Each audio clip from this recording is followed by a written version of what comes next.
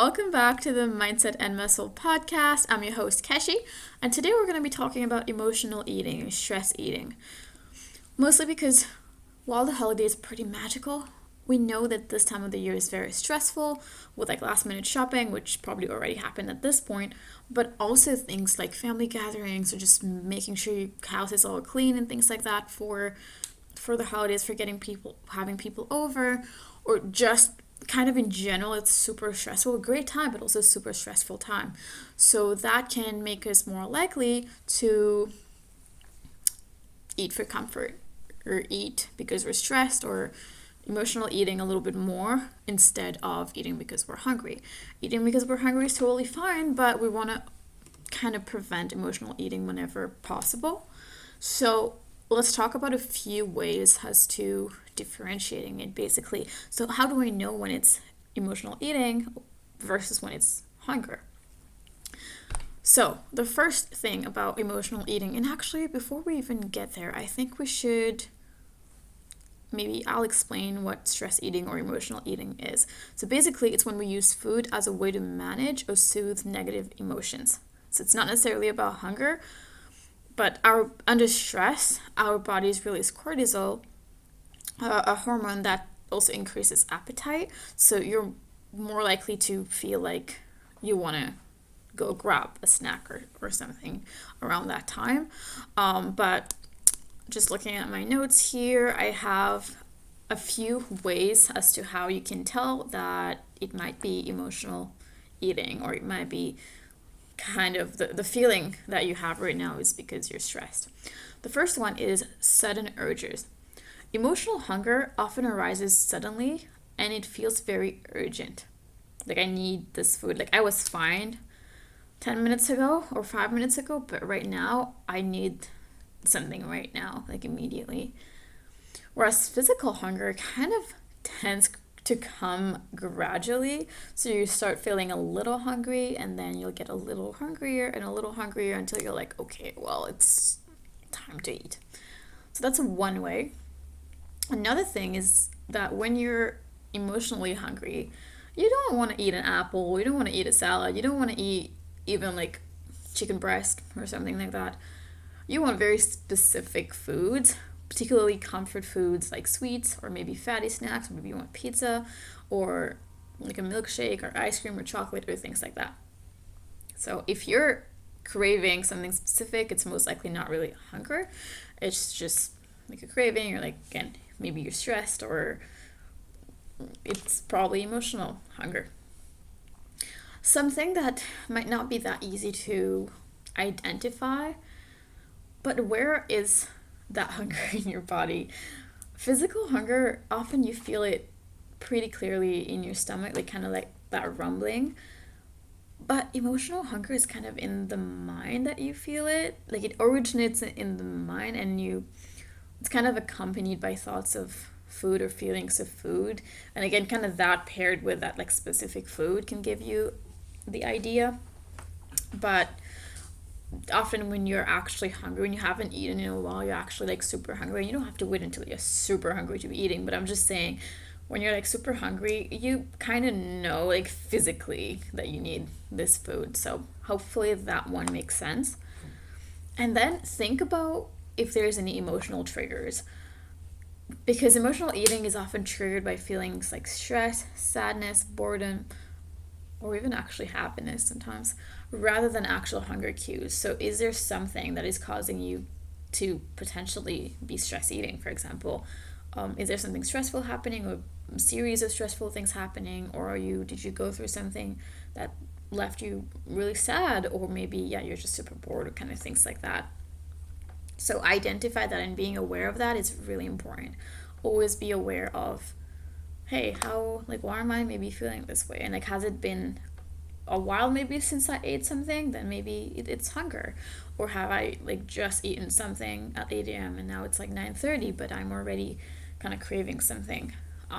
So yeah, that's a good way of identifying, I would say, which type of hunger it is. And then you don't really feel satisfied with emotional eating. So you could want to eat something like emotionally, even if you're full. For example, maybe you're full, but there's chocolate that you're craving, so you might still want to eat that chocolate even though you're full. Or even if you didn't just have food,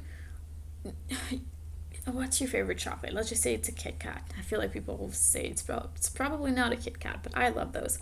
So I can eat one. Let's just say I have one with the 4 bars. I can just say I'm gonna eat one because I'm craving a little bit, and then as I'm eating it, I kind of want another, and then I eat some more and some more, and all 4 bars are gone, but I still feel that feeling of basically I'm not satisfied with that thingy.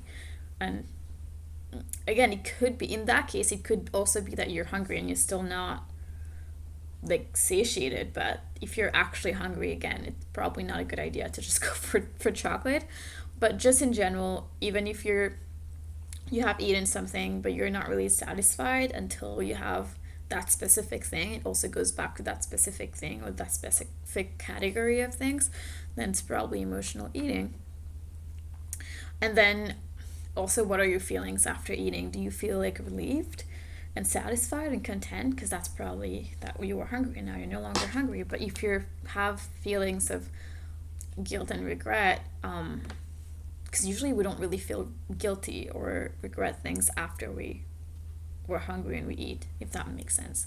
And I don't really want anybody to have feelings of regret or guilt when they're eating, but sometimes it happens when you're not actually hungry, but you just maybe sometimes binge in some things that you can't, that binge can come a little bit later with feelings of regret and guilt. And again, on the other hand, hunger is kind of, there's a gradual onset to it. It builds gradually, and sometimes it can wait until it can't, I guess. But usually you can, when you start feeling hungry, you can wait a little bit before getting food. And then you get the signals in your stomach, the rumbling, and then or the growling of the stomach. Also, you start feeling a little bit lower energy when you're starting to get more and more hungry, and then maybe you start even getting slight headaches. Like, all of these are indicators that your body basically needs fuel, but it can happen. It happens gradually. Again, it's not like suddenly that you're just crashing. And then when you're physically hungry, you're more likely to stop eating when you're full, and you feel satisfied when your hunger is addressed. Like we said, it's not like you want to keep eating and eating. Like you're satisfied and you're content after. And then you're also not as selective. If you're hungry, you're open to a broader range of foods. Again, it's fair if there's some foods that you don't like in general, then you might not want that anyway. But you're not, like, if you're actually hungry, you don't care if it's just ice cream in front of you or just pizza or something like that. Like, you'd be fine if it's fish, if it's chicken, if it's beef, if it's like vegetables. Like, most things you'd be like, okay, just I need food. And then some strategies, I guess, to distinguish the two is kind of in that moment, just pause and reflect.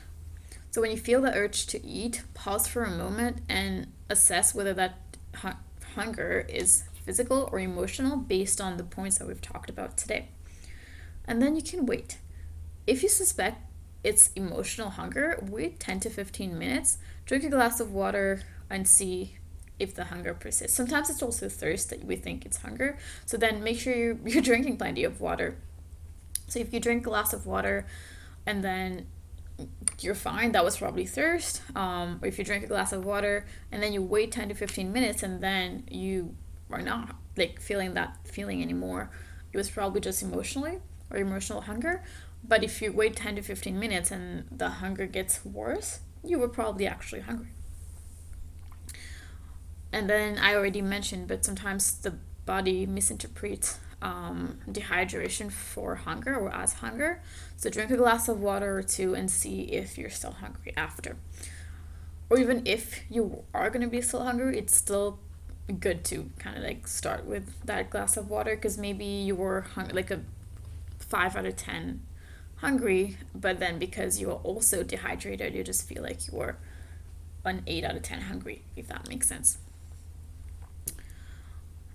And then you're always free to keep a food diary to be able to identify patterns in emotional eating. Like, if you feel like this happens a lot, you're you can start kind of journaling about it and kind of writing down when you're having this feeling, but also what other feelings were you having at that moment. So that can help you kind of piece the puzzle together and just make you become more aware. I don't do that. I've never actually done this, but I'm also pretty good at recognizing when it's something, when it's actually hunger or it's emotional eating. So yeah, just being more aware basically of the different, like these differences and these cues, you can start to identify whether your urge to eat is driven by emotional needs or actual physical hunger, and then you can respond accordingly. Again, if you're hungry, don't wait until you're like 10 out of 10 hungry and starving to go get food. You can already get food when you're like feeling like a 5-6 hunger.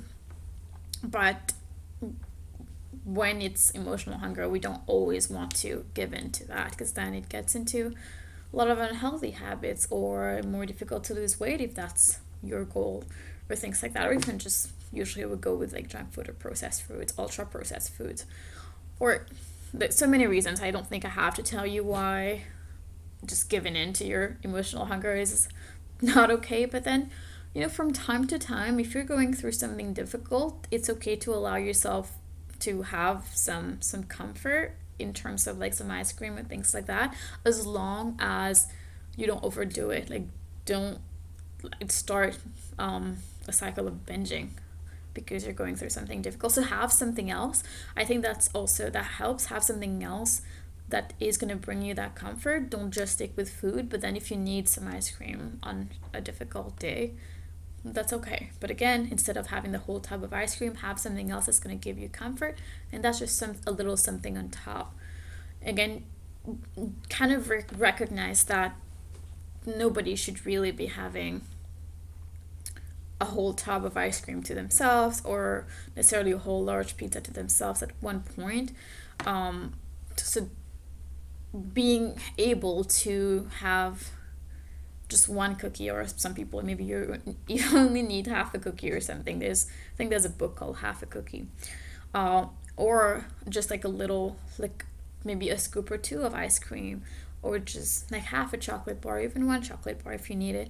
But being able to not only be aware, but to recognize that, hey, like the best version of me, like that fit healthy version of me, what options would they choose? Because the fit healthy kind of like best version of me still eats ice cream, right? And they still eat chocolate. They don't only drink green juices or smoothies or things like that.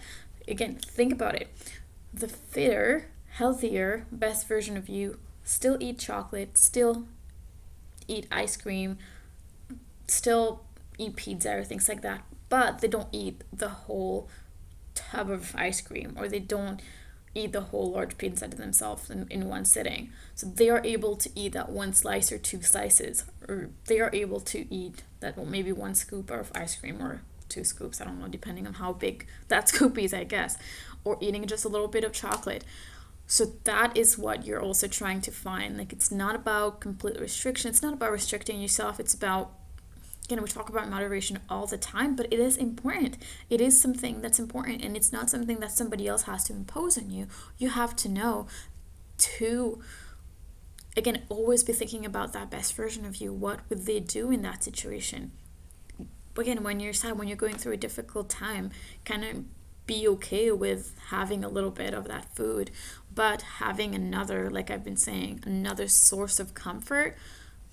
If that's your need to cry, to be with your parents or your family, to be alone maybe, to listen to some music, to allow yourself to journal. Journaling is great in so many ways.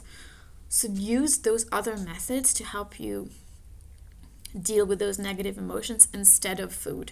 If you have to add some food on top, just kind of the cherry on top of the cake, that's fine, but don't just go to food every time something is bothering you. That's not a good idea usually, and it doesn't make you feel better after.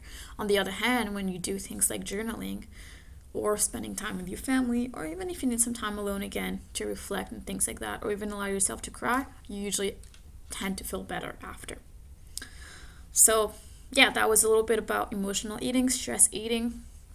this video is a lot shorter, or this episode is a lot shorter, but again, that's also because it's a holiday, so I'm kind of having kind of shorter episodes that I could film more easily, but also edit easier.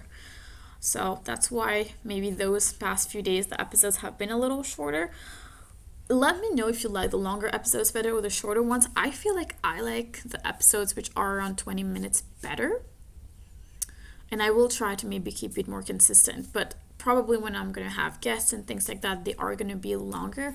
But in terms of when I'm going to do solo episodes, I'm totally fine trying to keep it like 20 minutes if I can.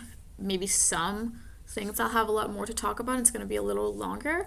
But I really don't want to vary the episode lengths by too much. Like, I don't really want some to be 5 minutes and then others to be 15 minutes. Because, yeah, I don't think anybody wants that as somebody listening to the podcast either. So let me know, actually. DM me on Instagram at KeshiFit.